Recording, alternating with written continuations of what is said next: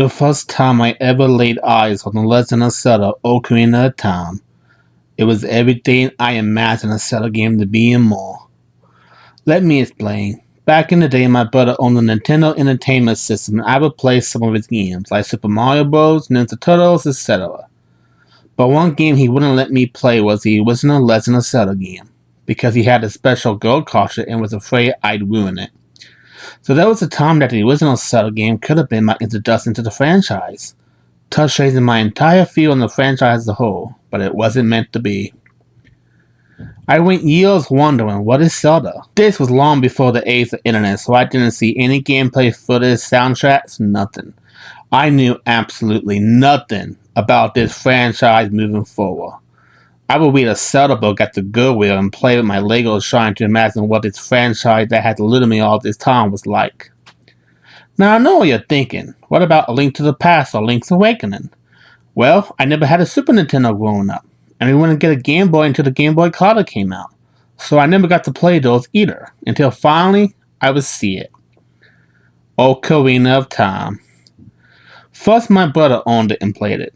That was the first time I got to see actual gameplay footage of Zelda, and I fell instantly in love. My brother, though, didn't care for it and sold it to our cousin. What am I, chopped liver? To give some context, my brother and I have an 11 years difference between us, so he was much older and didn't care for way to eat games that were more prone to playing PlayStation and Sega games. But anyway, a year or so later, I would eventually get my own Nintendo 64, which I still had, by the way, and my own copy of Ocarina of Time. And it was glorious! Not only was it the first Zelda title I ever played, but it was also the first video game I ever owned. This wasn't a game that belonged to my older brother. This was a game that was 100% surely mine, my own piece of gaming history, and that I still own to this day. I even impressed some folks at Gamer HQ when they learned I was the original owner of this game. All the landmark moments of this game was something I got to experience for the first time, without any guides, walkthroughs, or having anything leaked beforehand. From seeing the Deku Tree die, to seeing Princess Zelda for the first time, the Gorons, the Soras, and the cinematic experience from the first encounter with Ganondorf and everything involving the transition to adult Link. Guys, I didn't even know Link was going to grow up in this game. I thought he was going to be a kid the whole time, so the transition blew my mind. This probably isn't going to win me any game cred, but it took me a year to beat this game. Yeah, a full year, and I had plenty of help. But even to this day, I still have my original file of the game intact from that entire year grind, and I wouldn't take any of it back for the world.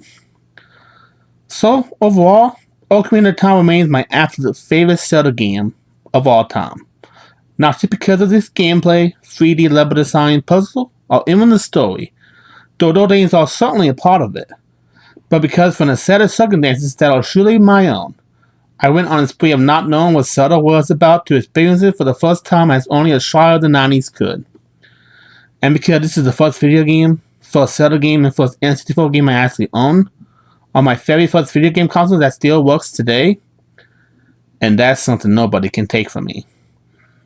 I'm TJ, and as always, thanks for watching.